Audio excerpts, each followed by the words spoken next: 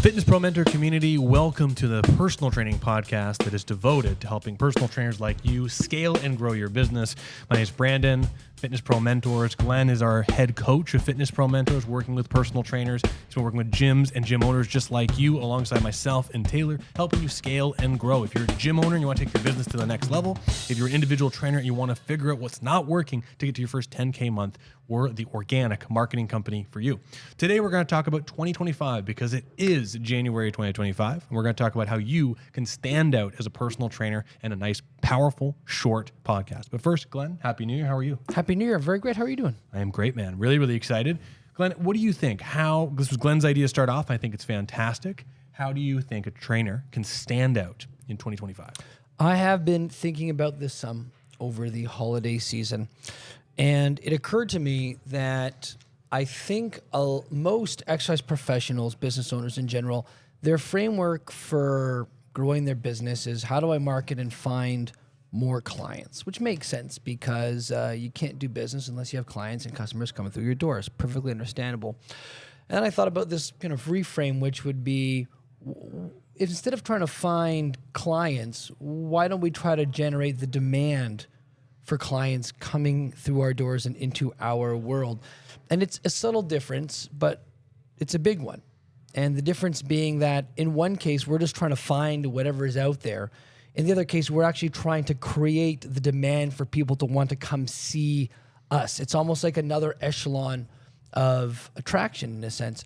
And when you start thinking about it that way, you start coming up with like new different ideas. You know, I listen to Tony Robbins. I think he's got some really great ideas. And one of the things that he says that really stuck with me is that thinking is really just asking questions and then answering them in your head.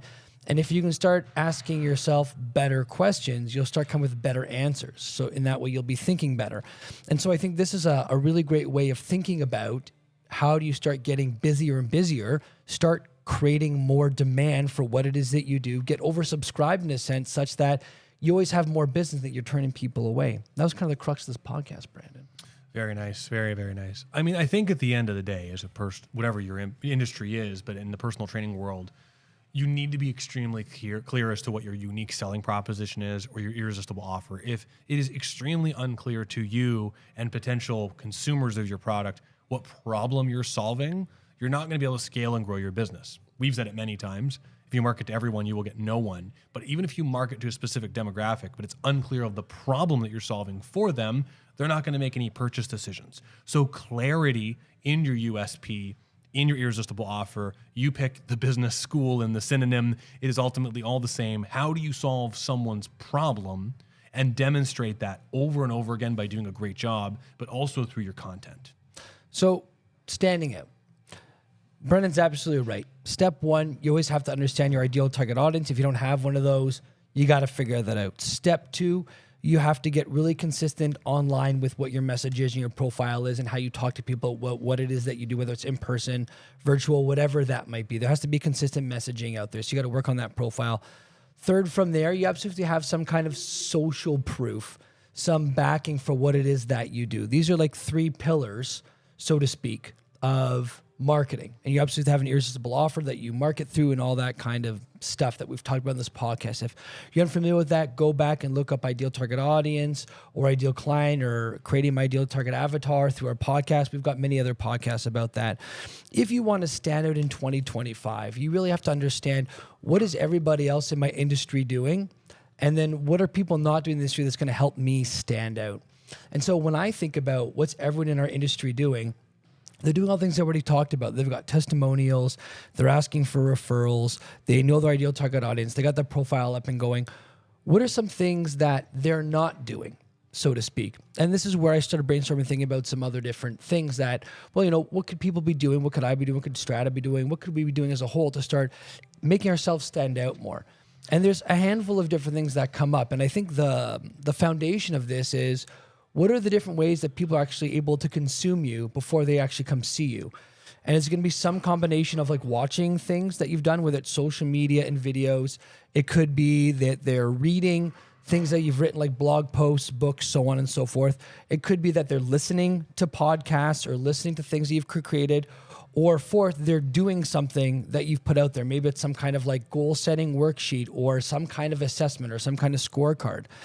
And if you actually look, I think right now in the fitness industry, and let's get a little bit more specific. We're talking about like independent boutique gyms, one-to-one gyms.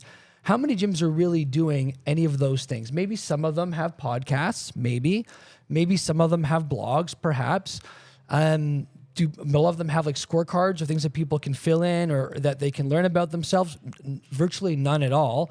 And a lot of gyms don't even really have like consistent watchable content outside of social media.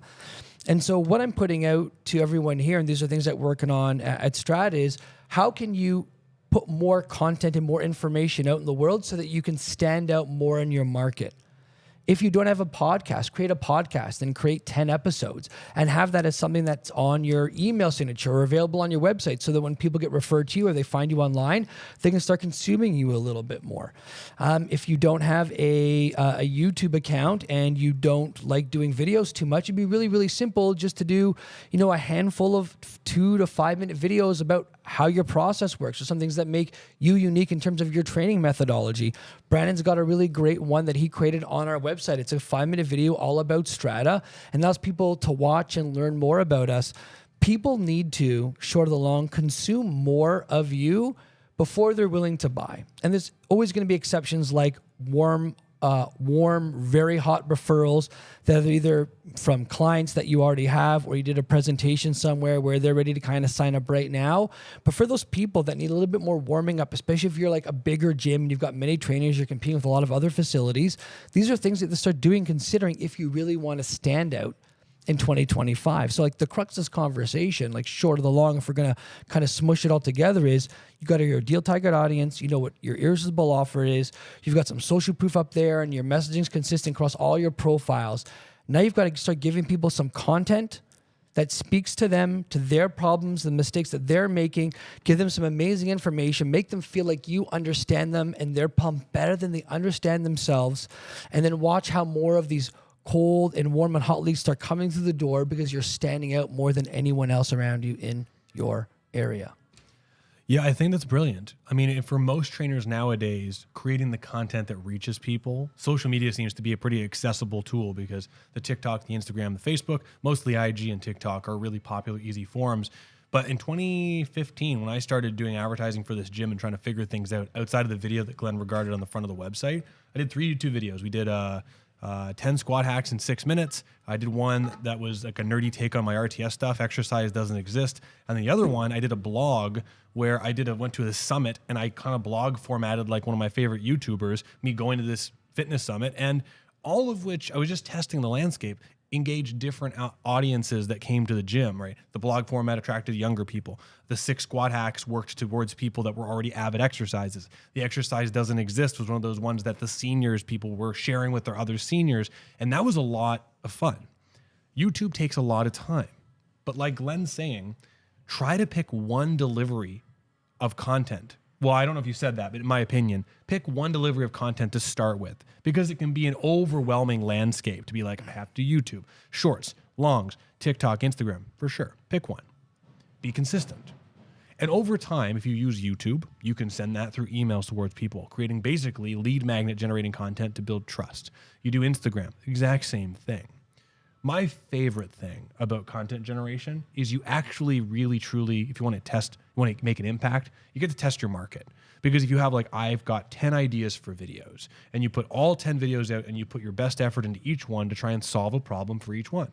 Of those 10 videos, you will find 5 work really well, and maybe 5 don't. And that starts to let you know what type of content, shape, messaging, length your audience resonates with. So then you can take that data and go, well, this 50% did really well. How can I double down on this? How can I do this differently? How can I do this particular video for a different problem? And all of a sudden it starts to blow up. But over time, my favorite thing that I said to Ahmed yesterday, and I've said this in our mentorship many times, if you struggle with communication at all, or you want to become better at communicating, these videos demand shorter form, concise communication.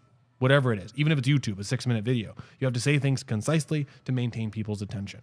And this is great because you're talking about making an impact with clients in front of you. If you can deliver an academically correct point within a few seconds, 5, 10, 30 seconds and deliver a lot of information in a way with an analogy that people understand, you're going to make an impact, not only on a large scale, but to the person in front of you so they can convey those ideas beyond you. I have a couple small things I'd like to add, and maybe I think we're going to say the same thing, but maybe a little bit differently, and maybe we have slightly opposed views on something, but ultimately I think it's actually for different people in different places. I think that you should ultimately have multiple different ways of communicating with people through like the watching, the listening, the doing, the reading, eventually.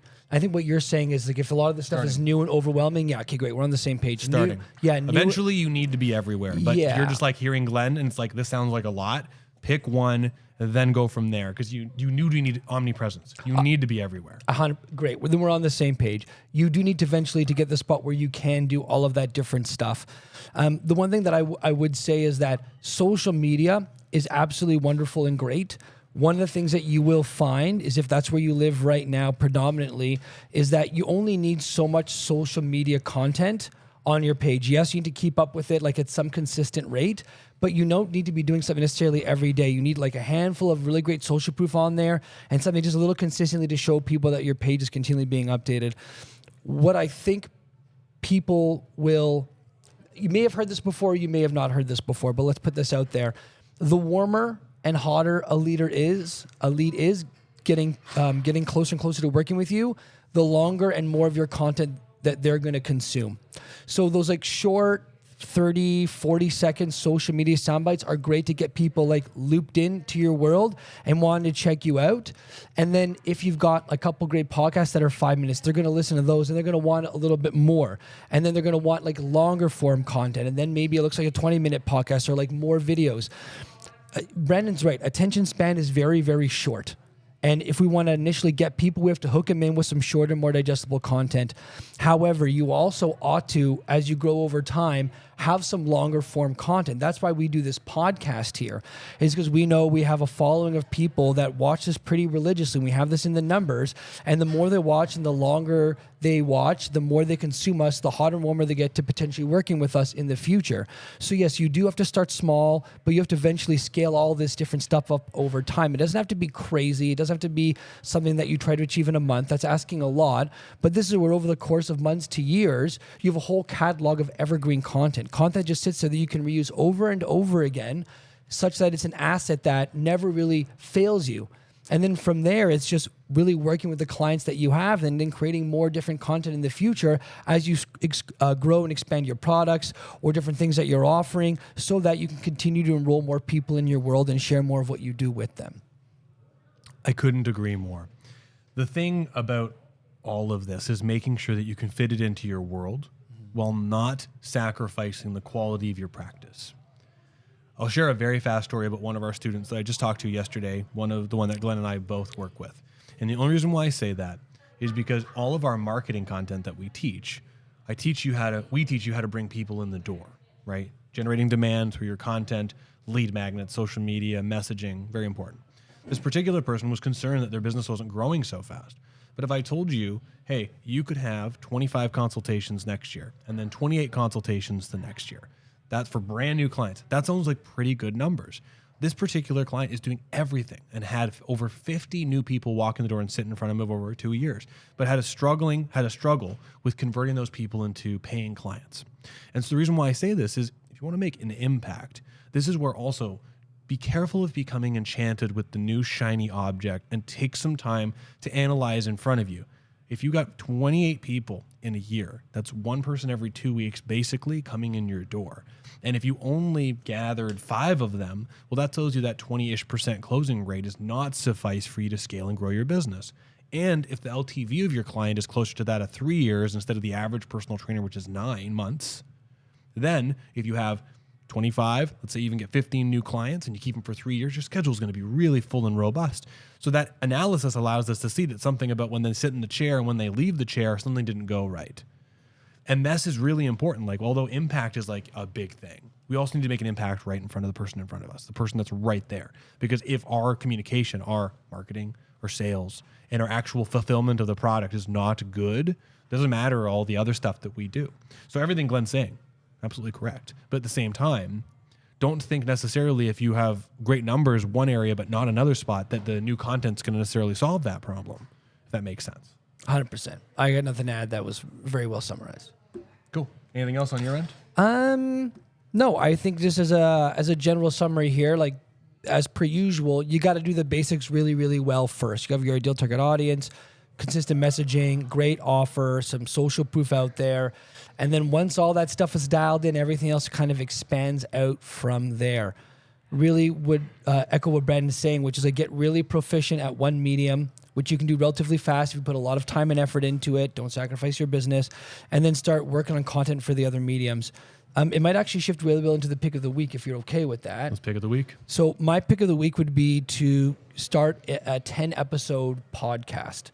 Even if you don't want to make it a long-term thing, at least get that started and going. There's a couple different reasons here. One, it's very easy to set up a camera inside like it could be like a tidy kitchen or like an office or the back of your gym, something that just like looks professional and clean in the background. I think ideally in a gym would be great, or in a studio like we have, but we know not everyone has access to that. But a nice, clean, tidy background. Have yourself framed beautifully, and it's very easy to find that information on out there in the world. And then just think about, what are your ideal clients' top 3 problems?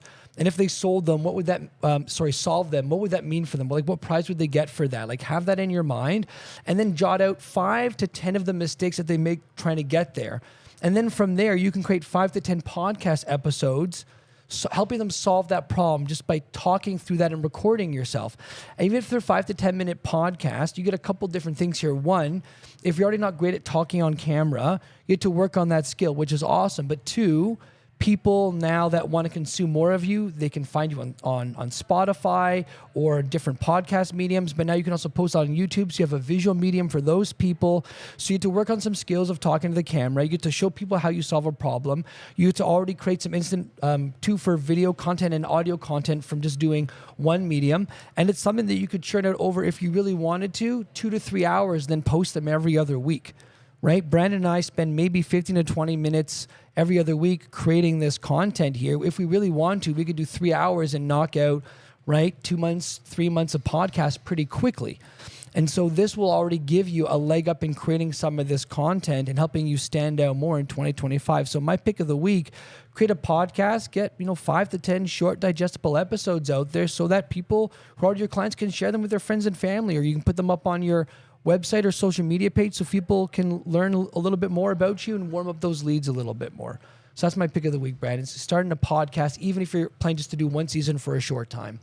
A lot of our students, one of the things we used to teach in the mentorship at the very beginning, which is not something that works in the same way anymore, was to do a live masterclass. It worked for a long time doing internet masterclasses, but landscape has changed, live delivery of content has changed. But one thing that I was really passionate about teaching was if someone wants to get active on all platforms, as I believe it was much more important to do fast in 2020 as it is now, but you still need to do it, is if you do an idea like what Glenn is regarding, and that's a huge commitment for sure. Like, it does take some time to come up with these ideas, set up your stuff.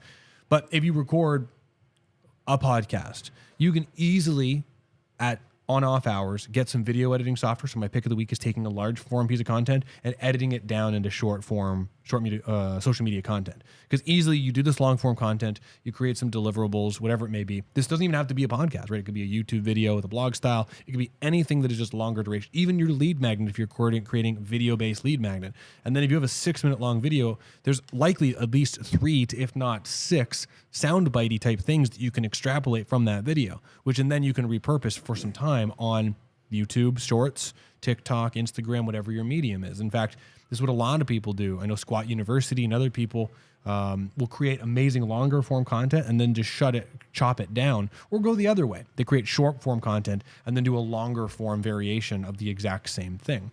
So my pick of the week would be soundbiting longer form content, chopping it down, which is just a little bit more media editing time, but ultimately turns into you having a very successful landscape.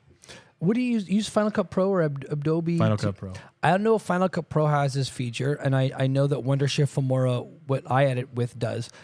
We had spoken about Opus AI, which is a software that actually will do that for you. We can upload a podcast. It's got really great AI detection to figure out what the great stories and bits are, and then it'll create the text for you, and it'll make it essentially It'll chop it up for you and make it social media worthy, so to speak. Wondershare Filmora now has that same feature baked into it. And I would be very surprised if Final Cut Pro and Adobe Premiere don't have that coming, because AI is starting to dominate the workplace. So it's getting easier and easier to create all this content and have it out there at this point, which is another reason to start doing some longer form podcasts and chopping it up. It's a really simple, easy, quick way. And you get really great at the skills of talking to the camera and getting concise, clear thoughts. I mean, I used to be terrible at this. You can ask Brandon. We started this podcast like 3 or 4 years ago. Well, everyone Not is. my strong suit. When everyone gets started, me and myself, like everyone, like I'm good on camera now, so are you. Yeah. You have to just practice and practice and practice getting concise, eye contact, not moving your head too much, like all that stuff. Yeah, and the one last thing I'll say, and then we'll leave it there, because I know that we're starting to get a little in the weeds here. There's something very endearing when you are watching a podcast like that's been clipped, or listening to a podcast and hearing people like screw up, stumble over their words a little bit, make stupid punny jokes. That's a very endearing, natural part of who you are. And don't get me wrong, there's a level of that that's unprofessional and you don't want to have. But I mean, if you've listened to this podcast before, you've probably gone through at least a couple episodes where like we'll slip up, we'll say something funny, we'll have a moment, and it's a-okay. Like people expect that in this long form kind of content. So don't beat yourself up if it's not perfect. This kind of content is very, very forgiving in that. And then to be honest with you, some people are going to want to work with you even more because they see your passion shine through. They see your vision shine through. I don't think Brandon and I are just successful in our craft and what we do because we are like highly professional and spoken well. We're like charismatic people. We love what we do. We have like a big vision that's bigger than ourselves, bigger than our local community. It's about changing lives, making the world a better place. We want to see people move strong, confidently, be pain-free, all this kind of stuff. And that comes out in everything that we do. And there's something that pulls people towards you when you do that, right? If you were asked, last thought, if someone said to you, what do you do? And you say, I'm a personal trainer. They'd be like, great, you're a personal trainer. But if someone asked me, Glenn, what do you do? I say, I'm a personal trainer. I help people move strong, confident, pain-free. And I just want to change as many lives as I can because I really believe that a world full of people who can be independent till the day that they die will be a beautiful world to live in. That is way more powerful of a pull, and people want to be around that. And when you know that and you bring that into everything that you do, you shine through, whether you make little mistakes or not. End of my rant. I'm done. I'm excited about this topic, as you can tell. See, I'm doing it myself, guys. And you're still here, so love it. The only last little thing I'll throw out there is Glenn shared a lot of great ideas to get started with content. Don't change the course of your ship if you have a current plan of things that you're working on.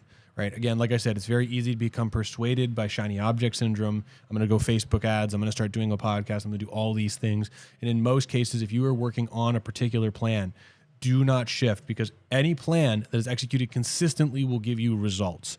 These things that we're talking about are great ideas to add into your landscape when you are prepared, but they are not a panacea to where you are now. So focus, keep going, think about this content generating idea. If you're ready for it, go for it, but don't overwhelm yourself. Doing all this stuff is a lot of work, but you shouldn't feel overwhelmed. Maybe you should actually, but do it in a way that fits your schedule. 100%. On that note, it's your year. Stand out, make a dent, and crush it, everybody. Everyone, thanks so much for listening. This is the Fitness Pro Mentor podcast. Please, if you have a question, find myself, Glenn, or Taylor online. Send us a message. We'd love to help you out if you have any questions. And we focus on helping businesses grow organically without having to pay any Facebook ads, anything like that. You just focus on developing your skills so you can scale it and grow in a very ethical way. Anyway, thanks so much for being here. Take care, everybody.